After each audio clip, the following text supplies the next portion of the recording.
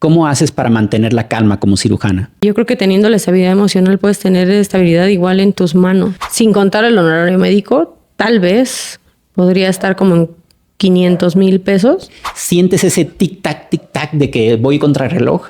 Claro, todos los procedimientos que hacemos nosotros van contra tiempo. Es muy importante que cuando esté embarazada la mamá, pues vaya y le hagan un buen ultrasonido estructural, porque ahí se pueden identificar muchas cosas. Te dice la mamá, no, es que sabe que suda mucho, no puede comer porque se cansa, que está muy moradito. Y ya cuando lo operas y ves que está de buena coloración o rosadito, ¿no? La mamá le da mucho gusto y a ti como cirujano también. La verdad es que sí me encomiendo a Dios, sí. Y a todo el equipo. ¿Qué tal? Buenas tardes. Soy el doctor Isaac Chávez, anestesiólogo. El día de hoy voy a platicar con la doctora Lisbeth de la Cruz. Ella es cardiocirujana torácica para pacientes pediátricos. Muchas gracias, doctora, por estar aquí, por la entrevista. ¿Y cómo estás? Hola, muy bien. Gracias, Isaac, por la invitación.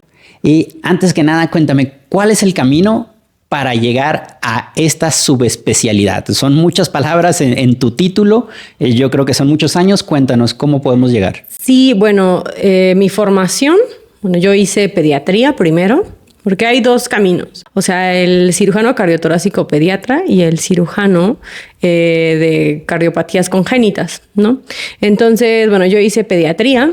Luego hice cirugía pediátrica son 4 años. Hice mi residencia en el IMSS, entonces hice 2 años de pediatría, me derivé y después me fui al Centro Médico Nacional Siglo XXI a hacer cirugía pediátrica y de ahí me fui al Instituto Nacional de Cardiología 3 años para hacer la especialidad o la sub en cirugía cardiotorácica pediátrica. Y también se puede hacer por el camino de adultos, o sea, puedes hacer 1 año o 2 de cirugía general. O bien hay algunos que acaban cirugía general los 4 años y después hacen cirugía cardiotorácica de adultos, 4, y después pueden hacer 1 año más para hacer congénitos. Y entonces ese es el camino.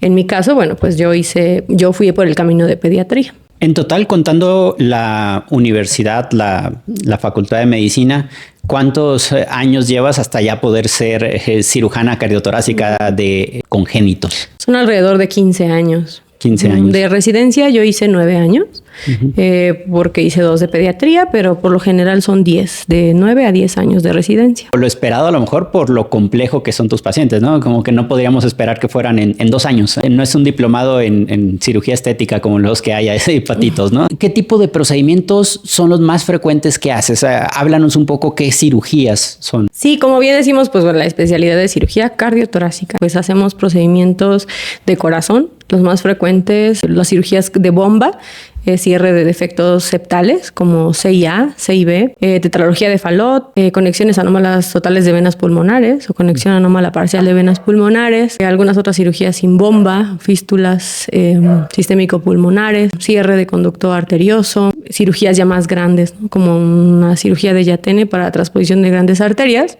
Y bueno, esa es la parte cardíaca, que es lo que yo más hago, la verdad. Lo opero ya más corazón, pero también, ¿no? Opero tórax, ¿sí? Puedo operar malformaciones de tórax o algún traumatismo de tórax o empiemas, etcétera.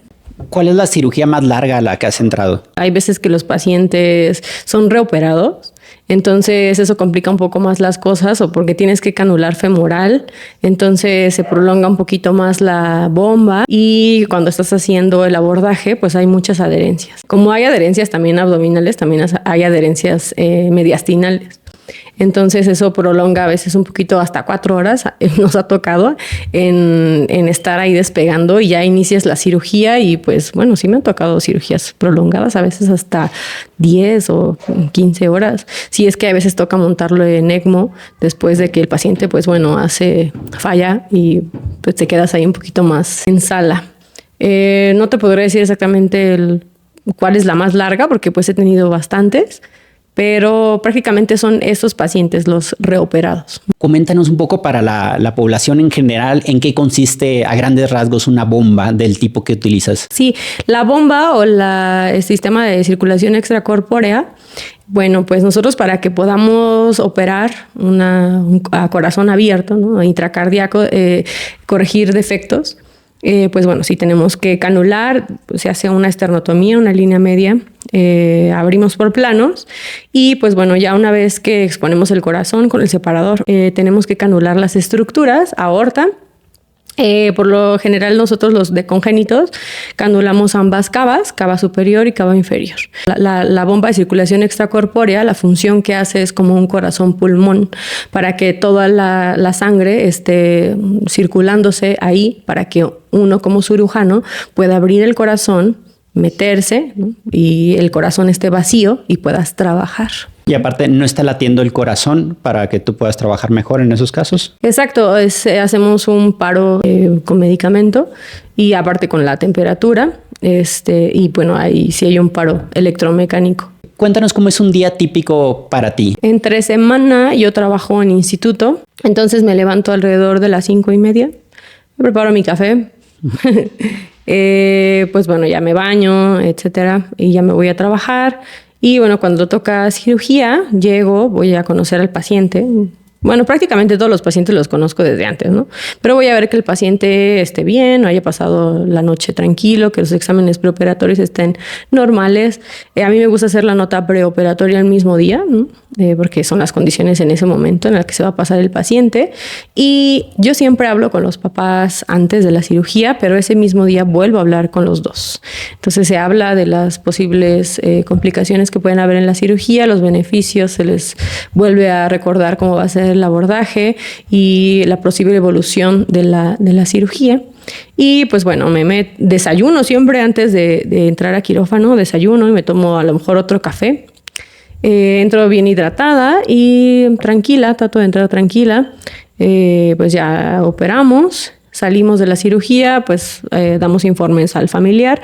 Siempre salimos a terapia intensiva a dejar al paciente. Y una vez que ya está el paciente en terapia intensiva estable, tranquilo, pues bueno, ya podemos ir a hacer las notas.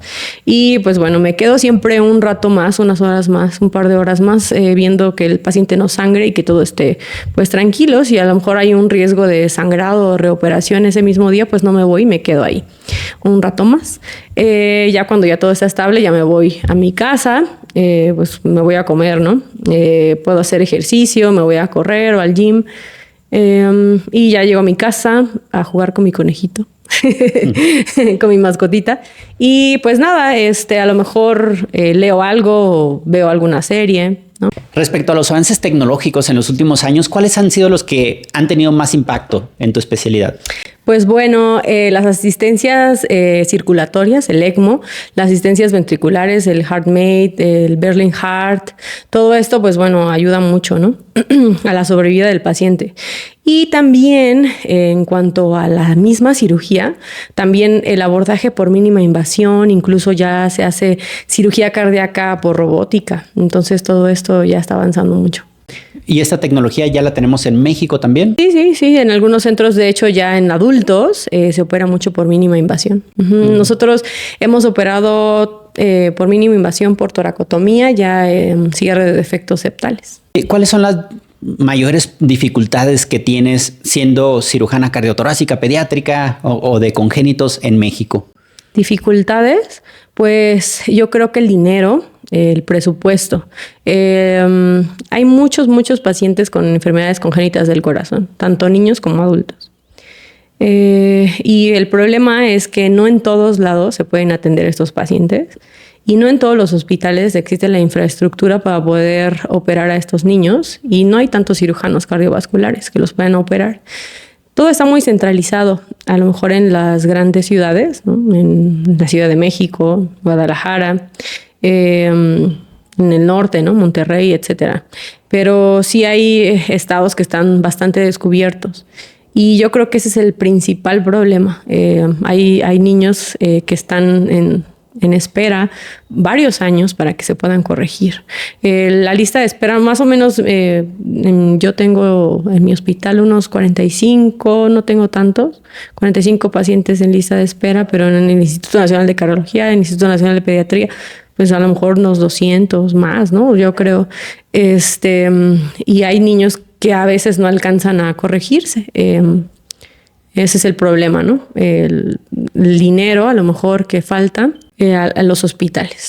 Para tener cierta idea del costo, si una cirugía privada, vamos a hablar, ¿no? En México, ¿cuál sería una de las más costosas que haces y cuánto sería el costo total, ¿no? Ya incluyendo honorarios de los médicos que participan y el horario de las prótesis o del equipo y hospital y terapia intensiva, ya en total, ¿cuánto sería el costo de una cirugía? Pues sí depende también ya sabes, no todos los pacientes son iguales y hay veces que unos están más tiempo en terapia, pueden estar, a lo mejor te puedo decir una sella que ocupa una circulación extracorpórea, ¿no? Que a lo mejor tiene un RACH 1, entonces son procedimientos que a lo mejor no tienen mucho riesgo de morbimortalidad, entonces les puede ir un poco mejor. Entonces el tiempo de estancia intrahospitalaria es menor. Todos los pacientes operados de cirugía de corazón se tienen que ir sí o sí, o sea, aunque salgan extubados, a una terapia intensiva.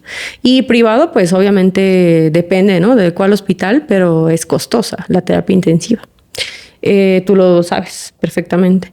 Pero bueno, más o menos, para hacernos una idea, la renta de la circulación extracorpórea en el momento de la cirugía va de 280,000 o a lo mejor un poquito más, y eso en el momento de la cirugía. Tal vez, a lo mejor, depende también es que a veces ocupamos parches, prótesis, válvulas, entonces eso va aumentando el costo. Y hay pacientes que están a una semana hospitalizados y llega pacientes que están incluso privados o 1 o 3 meses en la terapia intensiva. Imagínate cuánto, ¿no? Cuánto dinero. Entonces, alrededor de 1 millón de pesos o más. Sí, como dices, pues entre complicaciones o no complicaciones o la evolución, pero sí, estamos hablando de que si tuvieras que pagarlo del dinero personal, pues tienes que asumir incluso que puede haber este retardo que a lo mejor no evoluciona también y entonces tendrías que tener disponible más de 1 millón de pesos prácticamente para poder que operen a tu hijo, ¿no? Sí, más o menos, bueno, a lo mejor una CIA, sin contar el honorario médico, tal vez podría estar como en 500,000 pesos. Y eso, pues si le va muy bien. Y a lo mejor ya en las cirugías ya más complejas ya se eleva un poquito más el costo. Cuando tienes estas cirugías complejas y de repente hay mucho sangrado, de repente están teniendo dificultades, ¿cómo haces para mantener la calma como cirujana? Fíjate, esa es una muy buena pregunta, porque el cirujano de corazón y precisamente a lo mejor el cirujano de congénitos o el que opera niños necesita tener mucha estabilidad emocional. Yo creo que teniendo la estabilidad emocional puedes tener estabilidad igual en tus manos. O sea, porque sí manejas mucho estrés. O sea, en cualquier momento los pacientes que se operan de estos procedimientos pueden complicarse. O sea, nosotros decimos todos los pasos son críticos. Desde la apertura, desde que abres la sierra, puedes incluso perforar el ventrículo y haber un sangrado masivo y perder al paciente incluso en la apertura. Desde que se está abriendo hasta que terminas la cirugía, incluso hasta en el mismo traslado, el paciente es crítico. Y sí, te digo, es una muy buena pregunta porque pues yo creo que tienes que tener mucha concentración. Obviamente las habilidades técnicas se van adquiriendo con el tiempo. Yo creo que por eso son tantos años y tantas cirugías a las que tienes que entrar, ¿no? Y todo lo que tienes que pasar en la residencia, tantas cirugías, etcétera. Porque sí, incluso en los libros de cirugía de congénitos dicen que la cirugía de este tipo son de las especialidades más difíciles que hay en cuanto al manejo que tienes del estrés emocional, incluso de las habilidades, del cansancio físico del cirujano, y también, eso ya hablando durante la cirugía. Y tal vez también es algo estresante igual para el cirujano hablar con los papás y decirles qué es lo que puede pasar en la cirugía, y más cuando las cosas se complican en quirófano. A lo mejor llegamos a perder pacientes en sala de operaciones o después. Incluso todos estos informes es algo emocional y pesado para nosotros. ¿Y cómo le hago? Pues bueno, yo creo que con concentración, tratar de estudiar muy finamente cada caso a cada paciente. O sea, cada caso lo estudiamos muy bien, todos los pacientes son sesionados, e incluso me pongo a revisar el eco, o sea, imagen por imagen, incluso hasta hacemos dibujos preoperatorios. Y bueno, la planeación quirúrgica es muy importante. qué hacer y pues, tener ya tus alternativas. Si no funciona esto, pues el otro, ¿no? Y bueno, pues sirve también despejarte un poquito ya cuando acabas esta etapa, pues descansar. Porque si acabas muy agotado física y emocionalmente, a lo mejor en una cirugía muy pesada.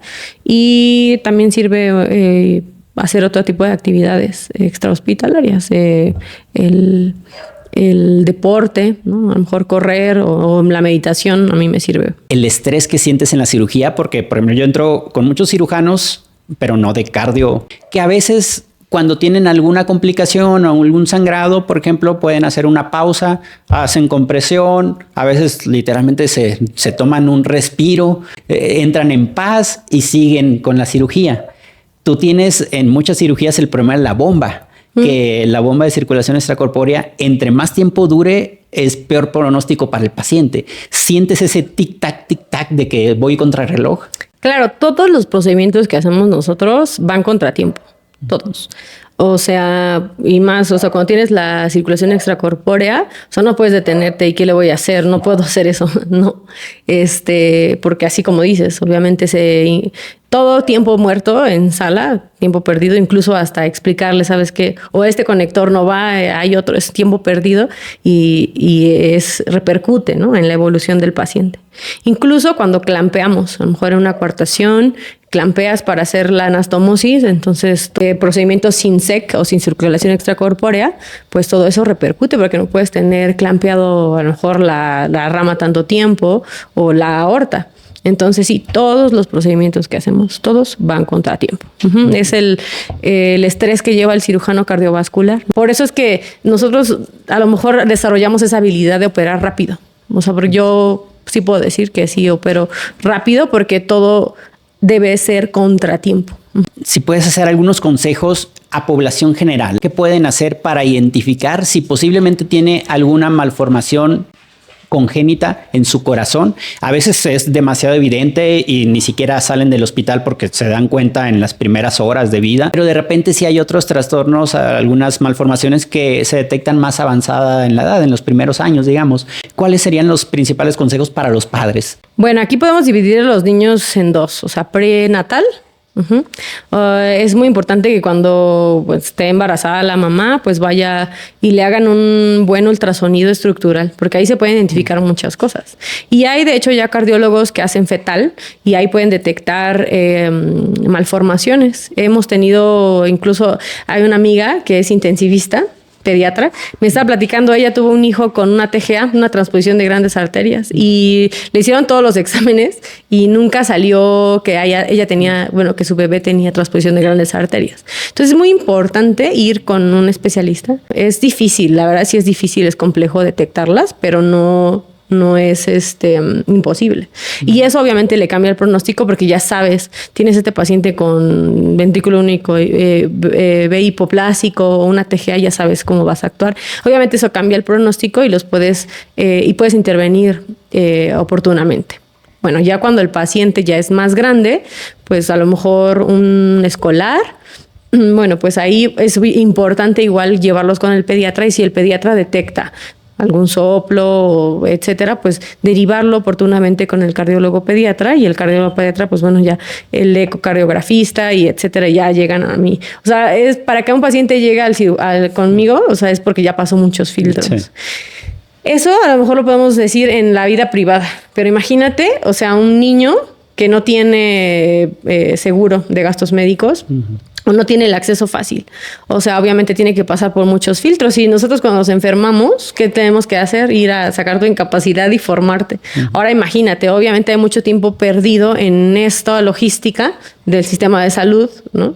Y que es importante hacerles el tamiz cardiológico. Ahí se pueden detectar muchas enfermedades al nacimiento. ¿En qué consiste el tamiz cardiológico?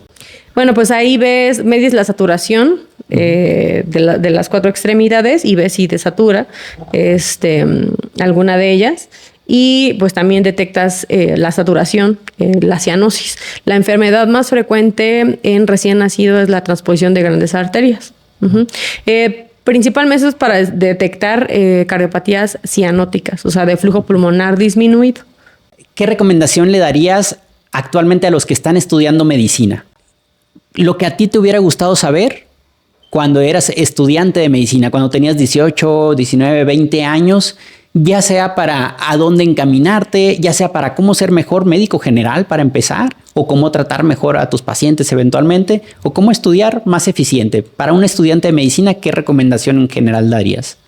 Pues primero, estar seguro que estás estudiando lo que te gusta.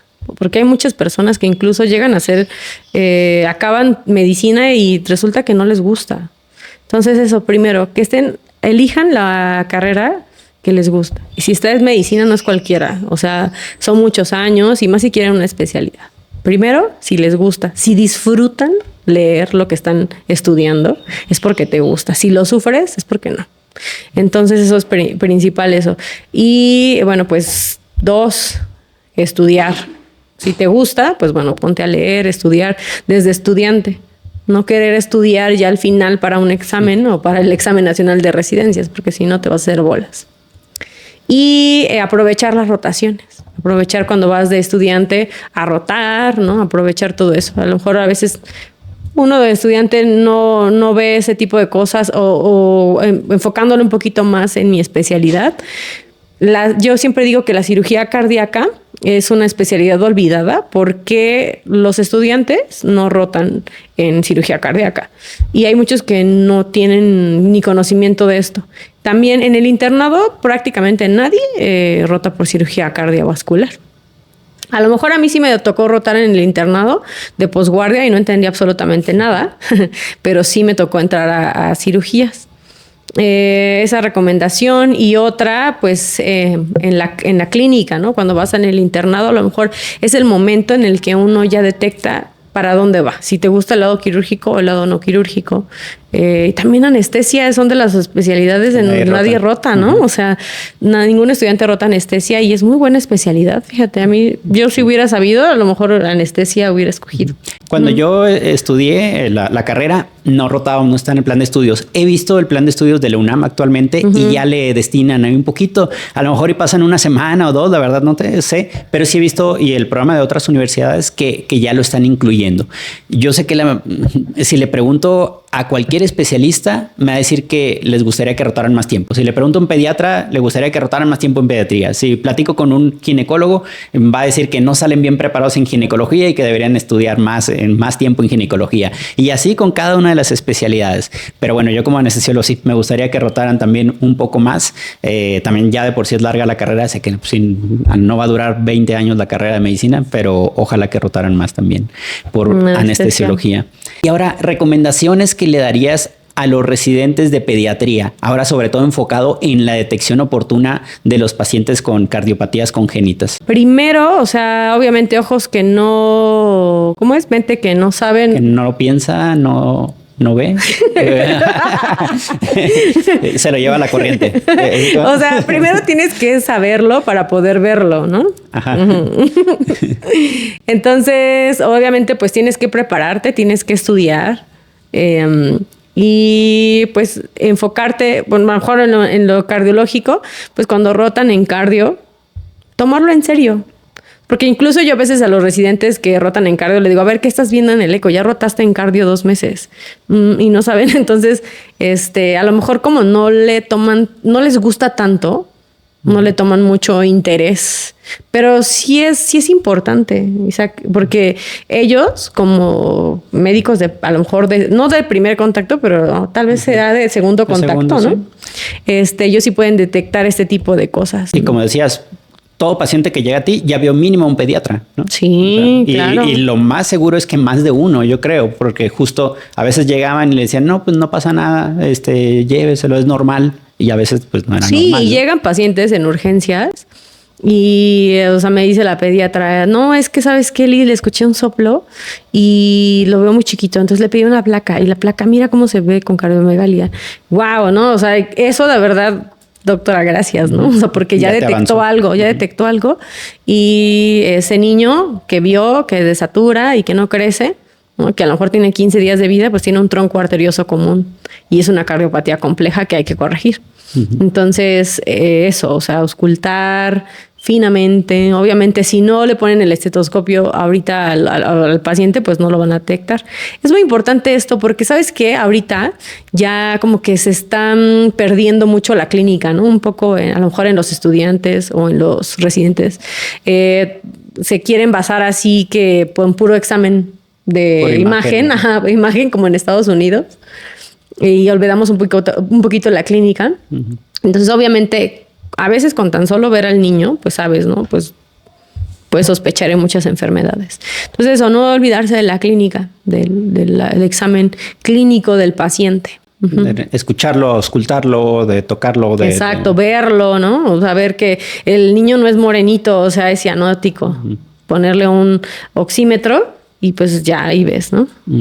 Y ahora, recomendaciones para los que actualmente están haciendo la residencia en cirugía cardiotorácica. ¿Recomendaciones? Disfruten. Hay veces que decimos, ay, no, es muy pesada la residencia, pero créanme que cuando ya salen, ya tienes tú la responsabilidad del paciente, ya no tienes a tu maestro. Entonces, aprovechar mucho, o sea, cada cirugía, cada procedimiento, todo sirve. Incluso a veces como residente te enojas así, ay, ¿por qué no me dejó a mí operarlo, no? Pero hasta con solo ver, o sea, lo vas a saber hacer. O sea, obviamente alguien que ya tuvo una formación, pues a lo mejor como yo, ¿no? Ya eres un cirujano formado, pues ya sabes, ¿no? Pero eso, aprovechen y disfrútenlo. La residencia es bonita. Bueno, a mí me gustó. En retrospectiva la es bonita, pero igual yo no la repetiría. Pues, es como el internado. Dices, no, en el internado aprendes mucho. Pero a ver, ¿harías otro año de internado? No, fíjate que el internado no, pero a lo mejor otra vez la residencia de cirugía cardíaca es la única que sí repetiría. Esa parte sí. Sí estuvo bonito, ¿eh? O sea, los casos que vimos y en el Instituto Nacional de Cardiología llegan casos muy complejos y muy bonitos. La verdad es que sí lo disfruté. Es que se vuelve cada vez como te vas enfocando en lo que más te gusta y pues ya dejas de ver lo que a lo mejor no te gustaba tanto. Exacto, o sea, a lo mejor las especialidades de rama, pediatría o cirugía general, son un poquito más desgastantes porque tienes que ser un poquito más dependientitos, ¿no? Y ahí ya en las subs ya nada más te enfocas a lo que vas a estudiar o a entrar a las cirugías. Entonces a lo mejor por eso ya no lo te pesa tanto. Y sí son procedimientos y cirugías largas, pero si te gusta, o sea, yo te puedo decir que me fascina, es mi vida, es mi pasión y obviamente pues por eso me gusta y no se me hace pesado. Incluso ahora también, ya como adscrita, pues no se me hace pesado. Obviamente sí te desgasta y te cansa, ¿no? Pero lo disfrutas. Antes de entrar a las cirugías, minutos antes de entrar a las cirugías, ¿tienes alguna rutina de que medites, de que haces una oración, o tomas el último sorbo de café? ¿Tienes alguna rutina así en específico? Sí, tengo una rutina, fíjate. Tomo mi café, ya termino mi cafecito, voy al baño.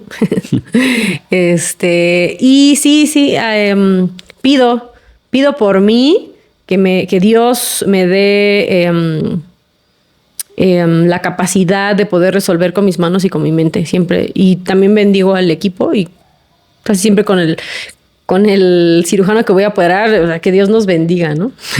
La verdad es que sí me encomiendo a Dios, sí.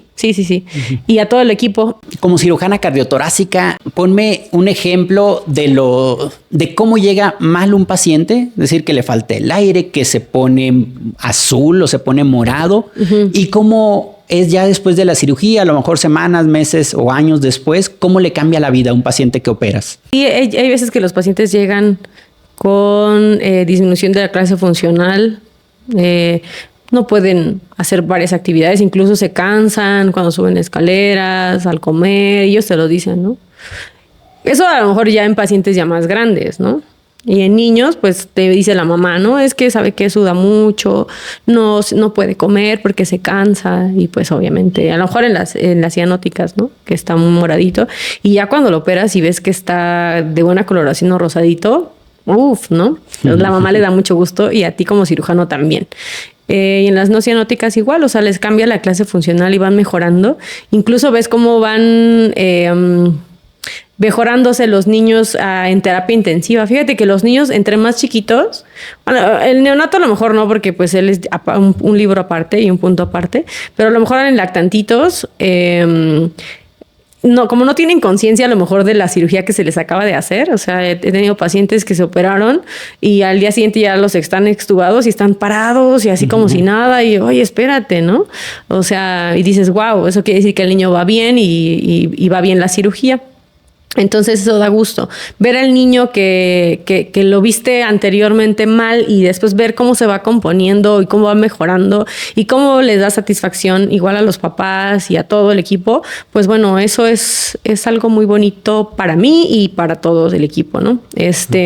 Incluso ya cuando los ves en la consulta externa, ya cuando los ves ahí, ya crecieron, ya tienen una buena coloración, ya pueden comer, ya incluso ya están subiendo de peso.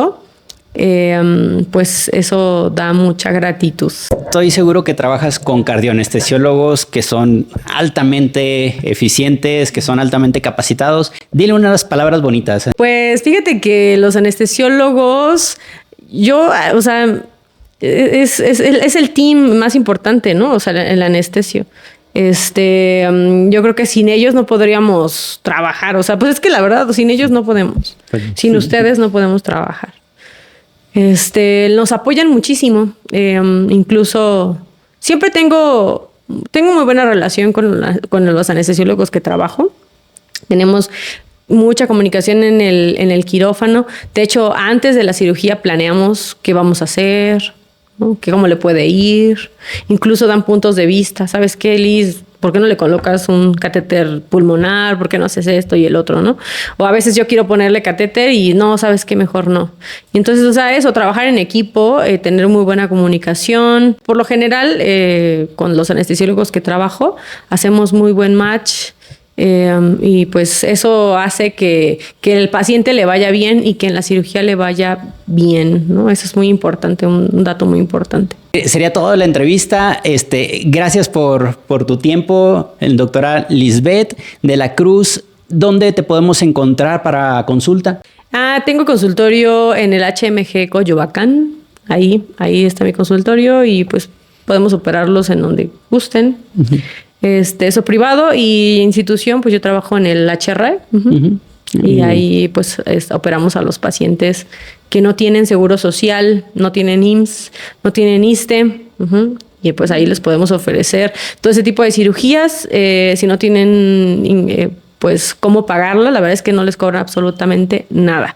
Entonces, pues bueno, es una muy buena opción también. Uh-huh. Aquí voy a dejar tus redes, subes casos bien impresionantes. No sé cómo no te han censurado la cuenta ya porque viene mucha sangre de repente, muchas cosas, pero qué bueno tener cuentas como la tuya que nos muestra cómo es una cirugía cardíaca y a veces en video, increíble, ¿no? Gracias, sí, véanla. A mí me da mucho gusto compartir para que a lo mejor los estudiantes o la gente que no puede entrar, más fíjate que es para personal médico, ¿no? Para uh-huh. estudiantes, para otros médicos, para que vean ese tipo de cirugías, que no entran o no pueden entrar y ahí lo pueden ver en mis videos. Está bonita. Muchas gracias. Hasta luego. Adiós.